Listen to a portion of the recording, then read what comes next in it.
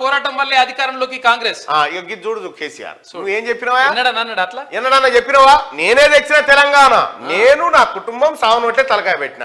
ఇప్పుడున్న ముఖ్యమంత్రి గారు ఏం చెప్తున్నా చూసినావా? నిరుద్యోగుల పోరాటం వల్లే అధికారంలోకి కాంగ్రెస్ పార్టీ వచ్చిందని చెప్తా ఉన్నాడు.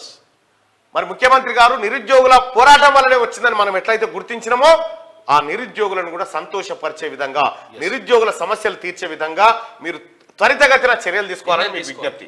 విద్యార్థుల ఉజ్వల భవిష్యత్తుకు అండగా ఉంటాం. డబ్బులుంటేనే రాజకీయాలు అనేది పక్కన పెట్టాలి. డబ్బులుంటేనే రాజకీయాలు చేయొస్తుంది, లేకపోతే లేదనేది తప్పు ఆ మాట. వాస్తవానికి ప్రజలు ఇతను మాకు ప్రతినిధి కావాలి అని కోరుకుంటే ఎంతటి త్యాగానికైనా సిద్ధమవుతారు ప్రజలు. అంతేందుకు నేనే ఉదాహరణ. పట్టభద్రుల ఎమ్మెల్సీ ఎన్నికల్లో నేను పోటీ చేస్తే ప్రజలారా మీరందరూ నన్ను కడుపులో పెట్టి చూసుకున్నారు.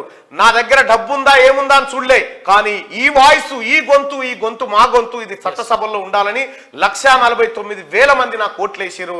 నన్ను కొద్ది తేడాలో దొంగ ఓట్లతో పల్లారాజేశ్వర రెడ్డి చేతిలో ఓడిపోవచ్చు కాక, కానీ మీ ప్రేమ మాత్రం, మీ అభిమానం మాత్రం అట్లే ఉంది.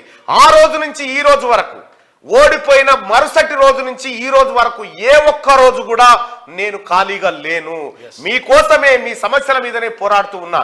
కానీ పట్టభద్రుల ఎమ్మెల్సీ ఎన్నికల్లో గెలిచి నిరుద్యోగుల కష్టాలు తీరుస్తామని దొంగ మాటలు చెప్పిన పల్లారాజేశ్వర రెడ్డి పోయి కేసీఆర్ సంఖలో చేరిండు. అతనికి మనకున్నటువంటి తేడా అది. ఈ రోజు వరకు కూడా ప్రజల కోసం, ఉద్యోగస్తుల కోసం, నిరుద్యోగుల కోసం, అందరి కోసం పోరాటం చేస్తూనే ఉంటా కూడా మీ తరఫున.